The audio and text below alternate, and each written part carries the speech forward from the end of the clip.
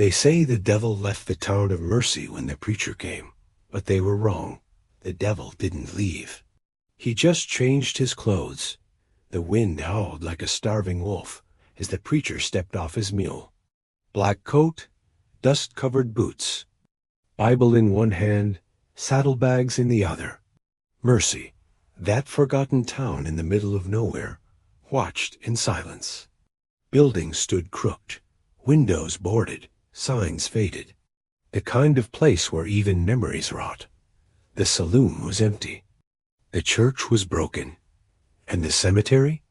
Too full for a town with no birth records. The preacher walked straight to the chapel, ignoring the eyes peeking from behind curtains. Fear lived here. Deep, settled, generational fear. He pushed open the church doors. Wood creaked like it remembered pain. Inside, time had devoured the pews. Dust hung like smoke. Sunlight struggled to enter. But on the altar, something waited. Wrapped in a stained cloth, aged and forgotten, was a revolver. 6 chambers, 5 bullets. One empty. The preacher stared at it for a long time. He didn't touch it. Not yet. First, he lit a candle. The flame flickered. Like it knew this place was cursed. They called him preacher, but no one knew his true name. Names are for the living. He'd buried his long ago, along with his wife, his past, and his peace. Once he rode with men who carried justice in holsters. Until one night, justice bled out under a pale moon. Since then, he carried only the word. But even scripture can grow heavy when the land is soaked in blood. 3 days passed. He preached to an empty room. Not one soul entered the chapel. Not one amen. But each night, something came closer. Footsteps. Outside, whispers in the wind. On the 4th day, a knock, a boy. No more than 9. Barefoot, bruised. Eyes too old for his face.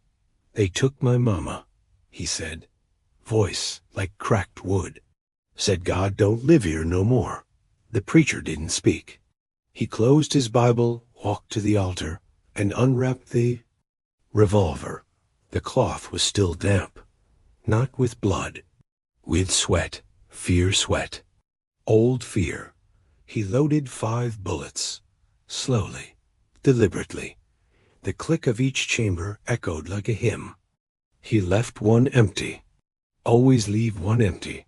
That night, Mercy bled again. First came the sheriff, Sheriff Malden, a man who weighed justice by the ounce and sold it by the pound. He sat in his office, polishing a badge with one hand and counting gold with the other. When the preacher entered, Malden didn't even look up. "You're late," the sheriff said. "For what?" the preacher asked. "For dying."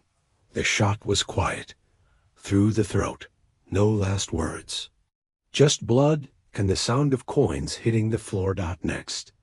The barkeep, old Varn, poisoned more strangers than he served. Sold opium tea to widows and arsenic to lovers. The preacher poured 2 glasses, pushed one across the bar. "Drink," he said. "What is it?" "Your own medicine."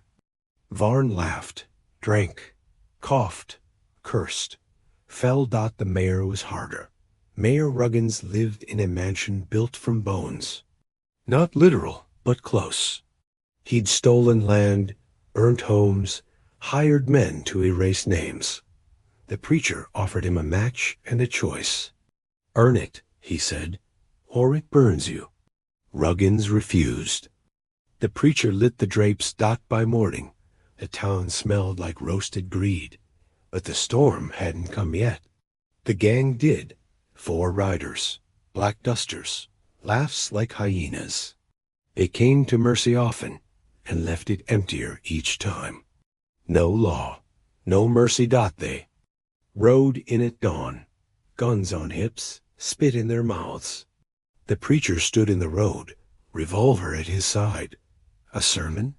One mocked. "A funeral," he replied. The first drew fast, died faster.